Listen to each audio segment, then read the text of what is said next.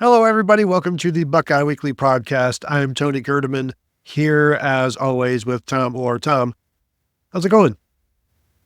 Well, Tony, we either saw the best game of Michigan's season or found out a lot about Indiana. And I sent a group text to our whole staff chat and said, I'm not watching the game. I'm still driving home. Are we finding out a lot more about Michigan or Indiana? And no one responded. And then I watched the game for this show. And I think the answer is Indiana, but I'm not sure. How much did we learn about each of these two teams? Yeah, Tom, the reason nobody responded, one, I was also on the way home, so I couldn't, but also then we have another group text without you, and we really got dove deep into this game.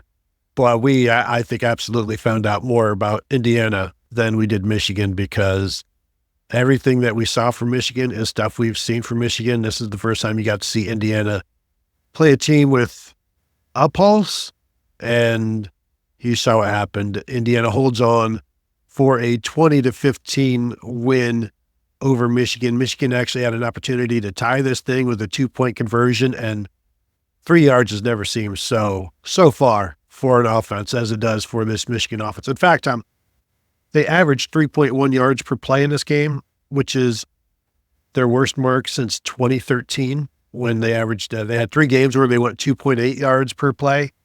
So to have 3.1 yards per play and to be in it at the end, that is a moral victory, which Michigan, I believe, is like 8-2 moral victory wise this year. So congrats to them.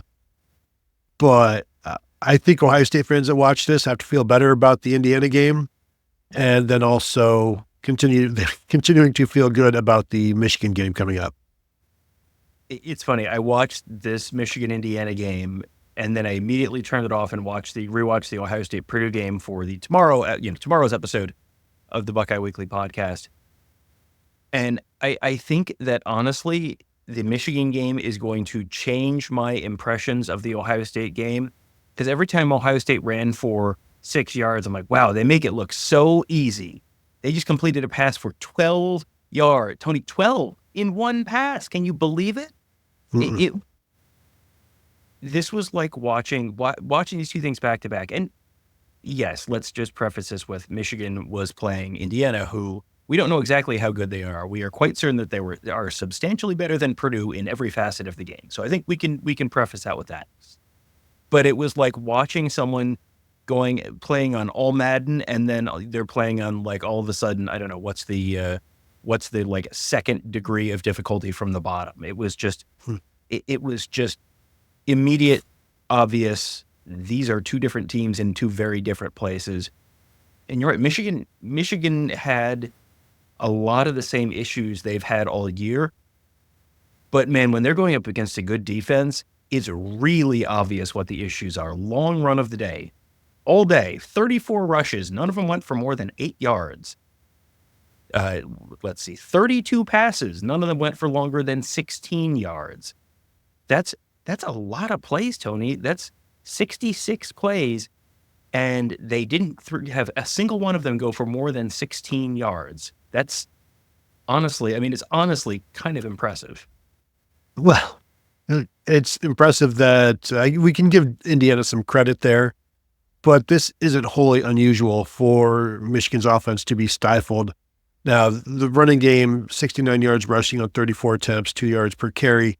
And like you said, there's nothing in there there's no stat padding, because Donovan Edwards' long carry was 8 yards. Kalel Mullings, who didn't play until the second quarter, I believe, his long was 6. Benjamin Hall, 5. Alex Orji, 5.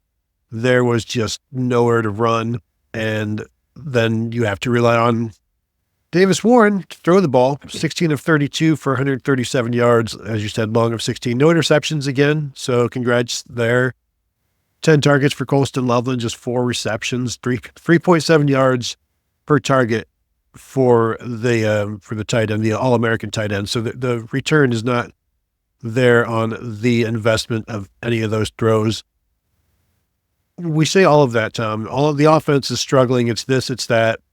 The coaching, the play calling, the game management, I think, is one of the biggest issues in this. And we can go to the third quarter when, at that point, Michigan is it's 17-3 at the half. They did get a field goal to make it 17. They got 2 field goals in the third quarter, in fact. But there was one drive, and I'm just scrolling real quick for it, where Michigan runs it on in. It's the first drive of the third quarter, and Michigan has a 3rd and 7 at the Indiana 46-yard line, and they run the ball. And Kalel Mullings picks up 4 yards. And then even listening to the Michigan broadcast on the drive, they're like, well, the reason you run it there is because this is a 4-down situation. You're going to go for it on 4th down, especially being at the 42-yard line. This is smart. You've picked up half of what you need because you're going to run it, or you're going to play on 4th down as well. And then Michigan purposefully takes a delay of game and punts. And the Michigan broadcast team is just like, they don't understand it. They don't know why you would do this. And this is a recurring theme throughout. Even Michigan's next drive, they had 3rd and goal on the Indiana 3. And I think by that time I'm home and watching it. And Alex Orji comes in, and even the Gary Danielson or whomever is like, then this is going to be the Alex Orji run. And it was, and it went for no gain. And no shock. They ran the ball on the next drive. They had 3 third downs, and they ran the ball on all 3 of those third downs, and ended up with a field goal. But the game management, and we'll get to the Sherrone Moore timeout situation, I'm sure, here momentarily. But running it and then punting it, I understand you don't feel great about your quarterback, but how can you feel good enough about your running game to run it on 3rd and 7 and then punt? And then that wasn't the only 3rd and long situation where they ran the ball. Right. There's a certain amount of this where we get it. Your quarterback sucks. You have multiple quarterback options and they're all terrible. Like, we get it. We're aware of that. Your quarterback options are not going to get better later in the game. Like, you've got it 4th and 3, 4th and 4 at the Indiana 41. How many more opportunities are you going to get? Can you realistically expect to get in Indiana territory where it's 4th and 3. You just picked up 4 yards. How many more opportunities are you going to get in the game where you're down 17-3? You've got to score 2 touchdowns to win this game. How many more chances are you going to get? Well, you're going to give one away. Now, this is a process versus results conversation. We talk about this all the time. The results turned out great because they punted away, and Curtis Rourke immediately throws a pick to Zeke Berry. Here, let's give Michigan fans a little bit of just something to hang on to. Zeke Berry played a great game. We'll get to the defense in a minute. The conversation around the defense is going to be very different than the conversation around the offense. So then you get an interception. So then you've got it at the 7. So it's 1st and goal from the 7. You bring in Alex Orji. It's 3rd and goal at the 3. Not only do you bring in Alex Orji, it's an empty set. There's no one back there, and forward passes are illegal with Alex Orji in the game. So obviously it's just going to be like either Alex Orji up the middle or an Alex Orji sweep play. Guess what? It's an Alex Orji sweep play. What a mystery. Indiana seemingly had also watched some Michigan film this year and knew that. And then the extremely predictable play gets stopped. And what do you do, Tony? You get the ball at the Indiana 3. What do you do? How many more opportunities are you going to have at the Indiana 3? Tony, that's when it's time to kick a field goal to cut it from 14 to 11. Tony, listen, I've said it for years. Anytime you can take one of your best scoring opportunities to cut a 2-score deficit to a 2-score deficit, Tony, you have to do it. You can't pass that kind of opportunity up. And Tony, that wasn't the worst game management decision that Sherrone Moore made on Saturday night. It is insane.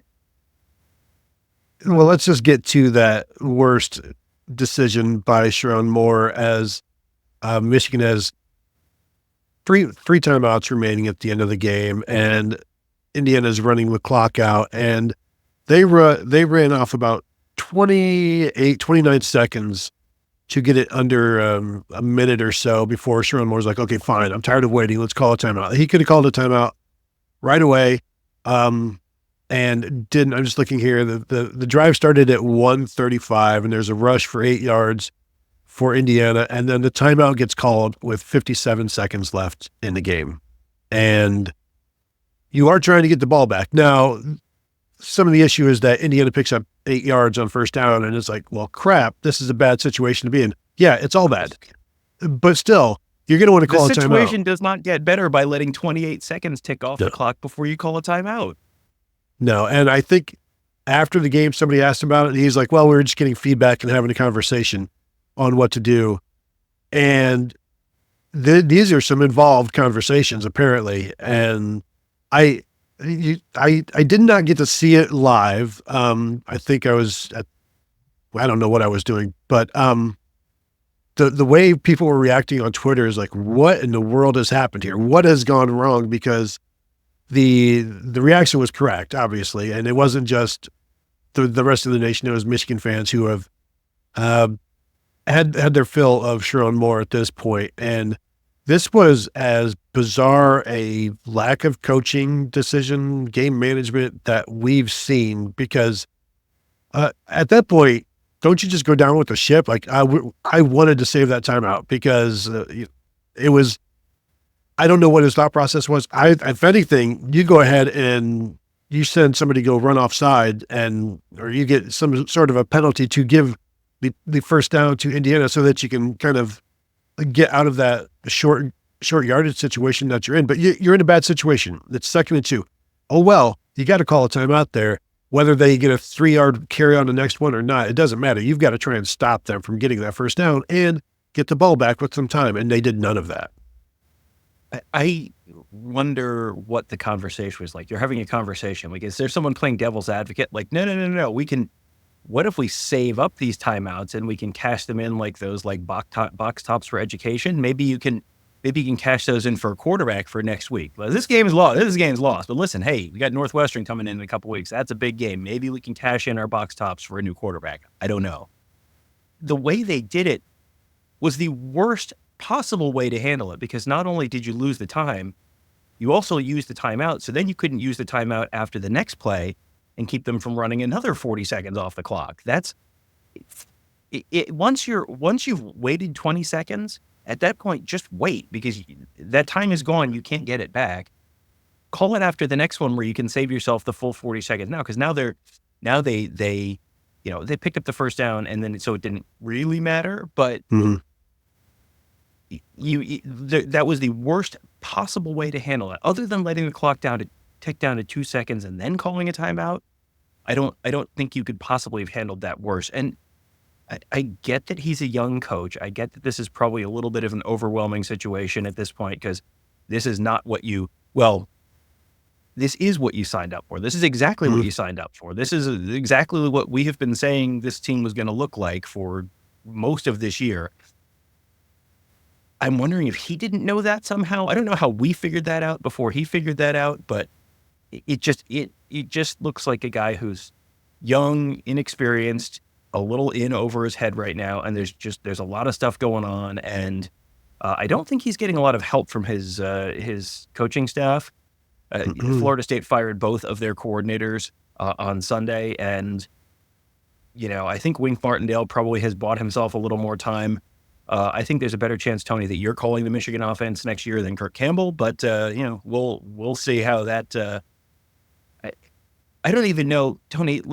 You didn't want to answer my question earlier, but about who this we learned more about in this game. But is this I'm gonna give you the old Jim Harbaugh question that he didn't like after the 2019 Ohio State Michigan game. Is this a talent issue, a coaching issue, or an execution issue? Because it feels like the answer might just kind of be yup. Yeah, and any one of those issues would be enough to sink the team and have them, I don't know, maybe 7-3 or 6-4. I don't think like raising one of those up is going to change things completely and make them a threat to anybody. The coach, even for the second game in a row, they had a dumb challenge. They challenged Alex Orji's fumble, which was clearly a fumble. And Sharon Moore said, well, we got buzzed down to say that his knee may have been down. I don't know what those people are looking at upstairs, but you want to talk about replacing staff, replace that dude that keeps buzzing down or doesn't when he should. Like this guy needs to go Costanza and do the opposite of what he would normally do if he's going to remain as the replay advocate for Michigan. Well, I read something that maybe they were getting that reviewed for targeting and not for the need being down. I don't know if that was just a different interpretation of the idea. I don't know. But yeah, it was another. How often have you seen I mean, you and I both watch a good bit of college football. We've watched the entirety of every Ohio State game for, I don't know, a million years. How many times can you remember coaches challenging and losing? I, I can't, I don't know that I ever remember an Ohio State coach losing a challenge. They don't challenge very often because those are really valuable and you want to save them for really important moments. So you certainly don't want to waste them. I can't off the top of my head remember an Ohio State coach losing a challenge. I can't remember a coach for an opposing team losing a challenge off the top of my head, going back years. So to do it 2 weeks in a row, that's a huge process and problem. Like that goes to decision making. That goes to, I mean, is that just desperation? Is that just, well, you know, we have to do something, you know, someone do something. Well, okay, we're going to challenge this call. Like, I don't know what the process is there that's leading you to, like, really obviously, no, that's not a good challenges. Well, and yeah, you want to do something, but this is clearly not going to result in something or result in anything. It's something, but it's not going to result in anything. It's kind of like Michigan always runs a flea flicker because they're trying whatever they can do to get some yards. This is a flea flicker with no receiver downfield, and you're still throwing it downfield. This is just, yeah, it's something, but there's no possibility of it resulting in anything. And it is a desperate offense, and it is a desperate team right now. I will say, Tom, as an aside, 100% book it, mark it, guarantee it, write it down. Alex Orji's throwing the ball against Ohio State. There is no doubt in my mind that when they get down there and inside the 5 or whatever to run the ball, like, he will be throwing the ball at some point. In fact, I'm thinking probably at least 3 people throw the football against Ohio State for the Wolverines in that game, because you're going to pull out everything that you've got. And we know they've got a bunch of things that they've tried this year because they have to. They desperately need some offense. And their numbers are so bad. They're one of the worst offenses in the nation. They've had been under 300 yards of total offense 4 of their last 5 games. And like, of their last 7 games, the top offensive performance for them has been 322 yards twice. Like, they haven't scored over 30 points since the first game of the season when they scored 30.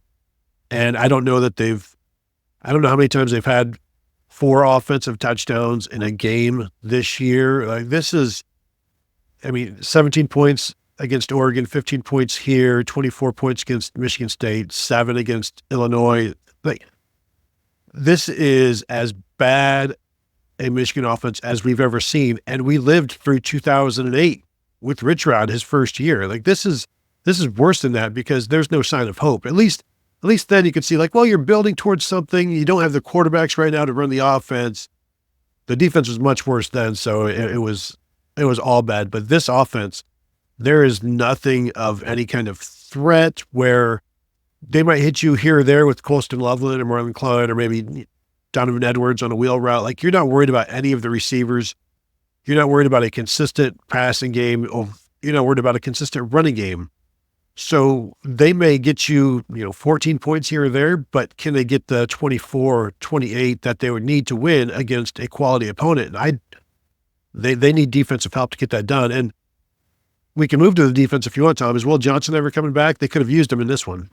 Well, they said on the broadcast, I think the sideline reporter said on the broadcast that they were targeting to have him back for the Nebraska game after the week off. Will he be back? We'll see. But that's I think, help be Obi-Wan Kenobi. You're my only hope. That's kind of Will Johnson coming back, because we talked about it earlier in the season, and I think there were lots of Michigan fans in the comments going, "Oh, those idiots."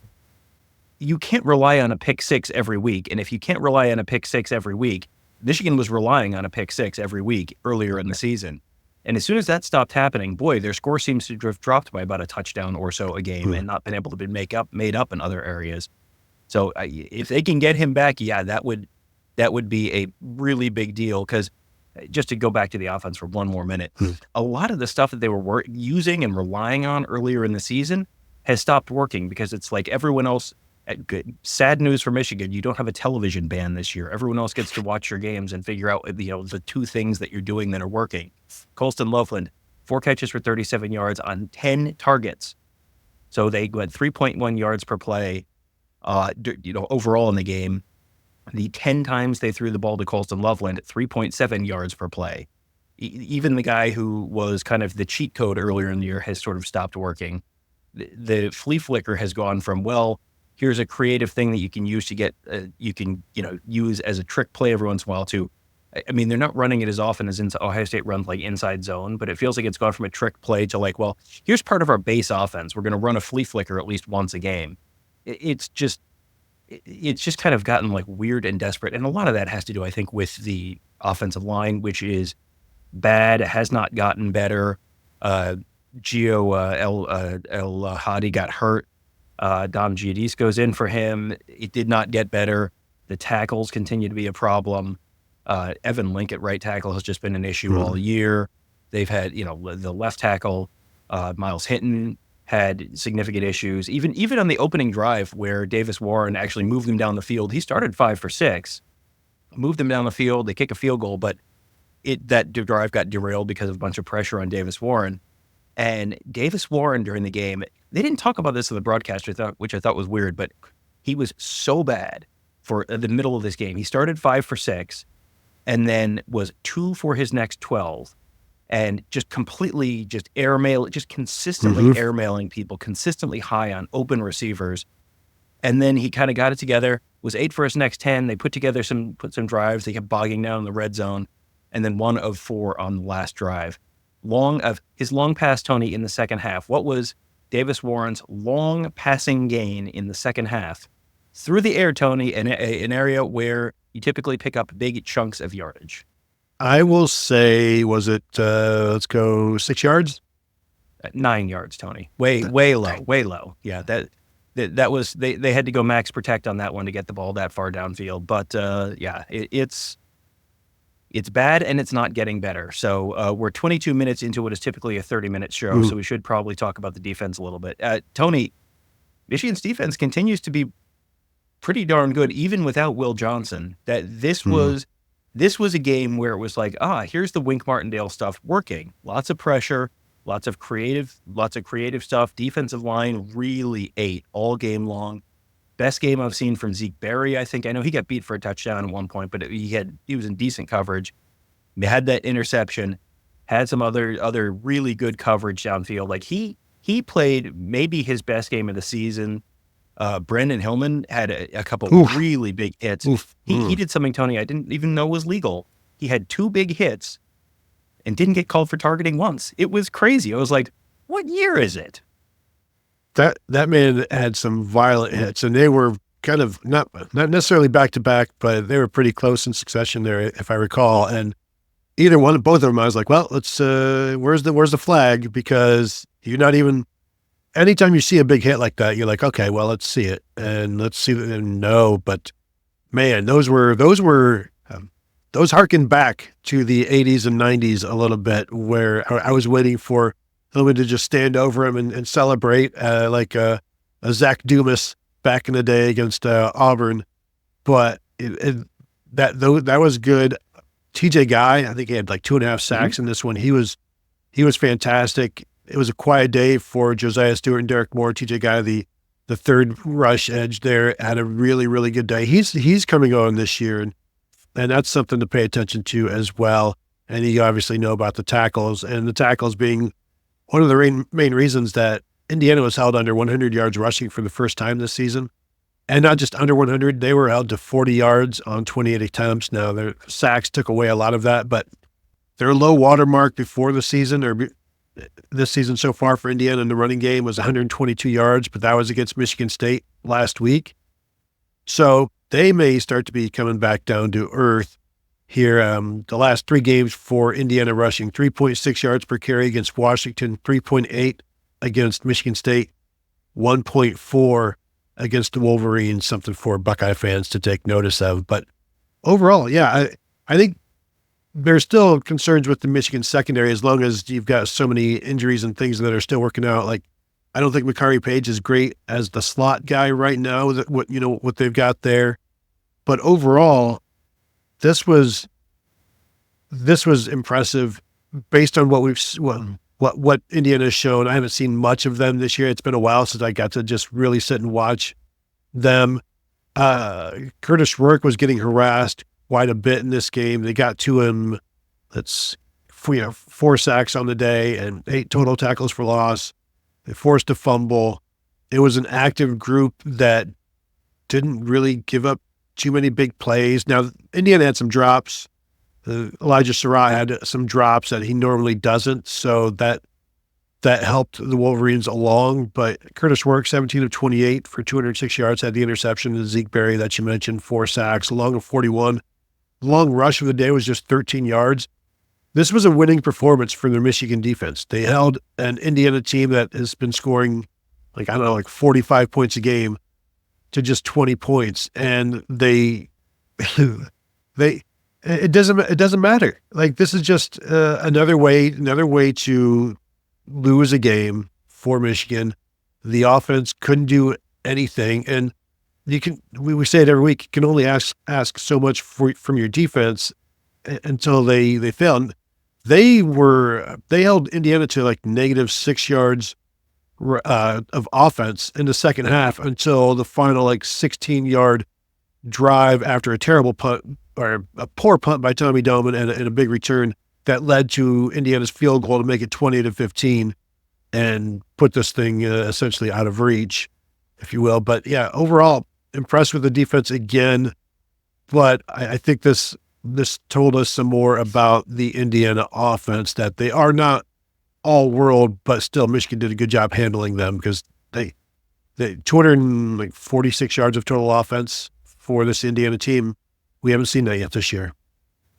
No, definitely not. And this is a Michigan defense that is good enough to be at least a college football playoff contending kind of defense. The offense is sub Iowa. I mean, if you put this team, just this offense, up against an average FBS defense, and you put the 2023 Iowa offense up against an average FBS defense, you don't have the benefit of the good Iowa defense. You don't have the benefit of the good Michigan defense.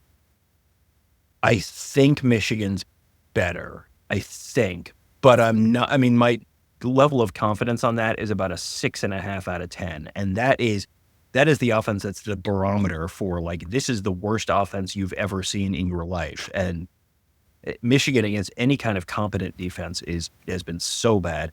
The defense for Michigan, I mean, we talked about a bunch of names already. You mentioned TJ Guy with 2 sacks. TJ Guy really, the Jayshon Barham sack, TJ Guy was really there and forced Rourke out of the pocket, and Barham got him. But TJ Guy was a part of that one as well. He had a huge day. We talked about a couple of these different plays, but there was a huge sequence for the Michigan defense when Indiana had a long pass to get into Michigan territory. It's 14-3 Indiana. It's 1st and 10 on the Michigan 35, 9 minutes left in the second quarter. And you're looking at that situation and you're like, what's the over-under on the number of points Indiana's going to score in this game? 35, 40? I mean, it's at that point you're going, well, they're going to get smoked. And the Michigan defense had a huge sequence there. Cameron Brandt had a strip sack. They got back on it, but then Brandon Hillman had the big hit, the first of the 2 big hits. Zeke Berry had, I think, a nice pass break up there. And it was like, wow, that, huge stop for Michigan. They stay in the game. And then the next note that I have is Davis Warren hits official with a pass. Davis Warren hit the umpire with a pass. What? The defense must be going absolutely insane watching this. I think when I look at this game and how did Michigan get back in this game, the defense is the answer, but also Indiana. You mentioned the 2 drops. I mean, the 1 drop would have been a first down. It was a 3rd down pass down the right-hand sideline. open window, was not caused by a defender, just a straight out drop. There was another one that I think it was on the last Indiana field goal drive, where they had to throw down like inside the 5-yard line. He was open on the sideline, had it, and just dropped it. Was not knocked loose on contact. He did not complete the catch to the ground.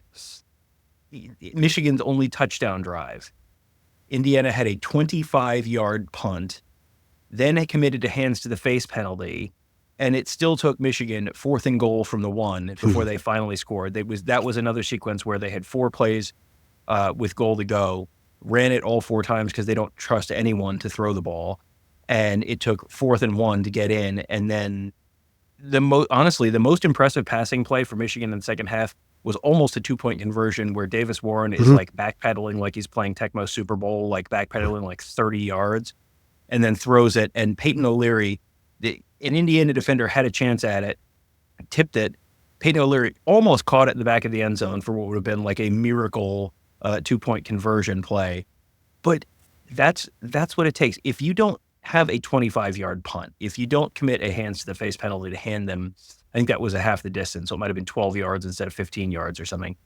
You don't hand them yardage with that. It still takes 4th and goal to get in, and that was the only touchdown they scored all day. That was it. That's what it took to get Michigan in the end zone. This is a Michigan team that is very talented in some areas, but if you don't hand them the game, if you don't make the big mistake, you don't miss tackles like USC did on long runs, if you don't, commit stupid penalties at big times, if you don't just turn the ball over at literally this throwing the ball out of your end zone, throw an interception, it doesn't take that much to beat this Michigan team. You just need to not hand them the game, and you will probably beat them if you are remotely competent. Yeah, I've been saying that since September, probably. You look at 3 of their scoring drives, 4 yards, 34 yards, 44 yards. For Michigan, their long drive of the day was a 66-yarder to open a game where they kicked a field goal. Other than that, the fact that you're getting scoring drives under 50 yards tells you that your opponent is providing for you, and if you don't, then you're not scoring. So that's Michigan's offense in a nutshell. They need all the help they can get, and they need more help from the coaches. They need I can't even blame the players at this point because they are what they are. So. They're a known quantity. The coaches have to do better. The game management has to do better.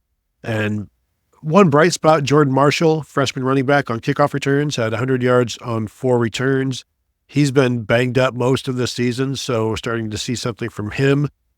I don't know if we're going to see him in the backfield. I don't know why. You should probably try something because it's been a while since anybody has gone off in that backfield. But overall, that's it in a nutshell. I'll just continue to say, I do fully expect Alex Orji to throw the ball against Ohio State. I think you'll see not plenty, maybe if I set the over under at 1.5, I would probably take the over, but the situation has to allow for it. And so anything else, Tom, before we go?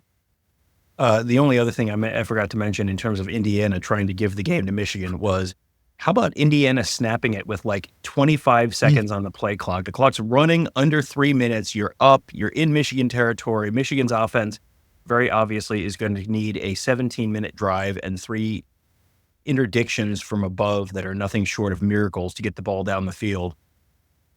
And you snap it with 25 seconds left on the play clock. What?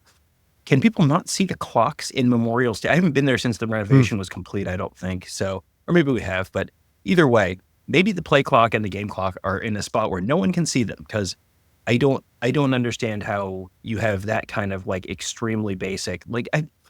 I get you don't want to snap it at 1 because then it makes it easier for the defense to jump. You could snap it at 5. Act like you're going to snap it at 1 and then snap it at 5. That's fine. Guess what? That runs another 20 seconds off the clock. What are we doing here? Yeah, I think one of the issues is the play clock. One of them is blocked by a John Mellencamp statue. And then the other has been blocked by a recently constructed Curt Cignetti statue, which is much larger and it's made of solid gold. It's very intimidating. So that people are probably just staring at that and forgetting to look at the clock. And And then just, that's an aggressive offense, though. They just weren't very good today in that one. Very aggressive. Curtis Rourke standing in the huddle, just shaking his head, going, ain't that America? That's something to see. That's I bet what happened. You're right. I will cut that part out, Tom. I don't care for that. So that will do it. If you want to go ahead and hit the thumbs up, if you're watching on YouTube, we would appreciate that. And I don't have anything against Sean Cougar Mellencamp. It's just, we don't need to get into that right at the end of the show. You start the show with that, and then we can just play off of John Cougar the entire time. But we will do an Indiana rewatch, and you better be prepared because I'm going to go through all the Wikipedia, all the hits. We'll be all the little pink houses, all of that stuff. We'll have plenty for you. Please don't unsubscribe. Please don't. So go ahead and 5-star rating and review on the podcast platform if you would appreciate that. We would appreciate that. And of course, you can continue to find us at BuckeyeHuddle.com. Sign up, $4.99 for the first month. We'll get you all the way through November and into December. All of it looking very, very interesting for the Buckeyes. So say hello to us there, and we would appreciate that. So thank you all for tuning in, and we'll talk to you guys later.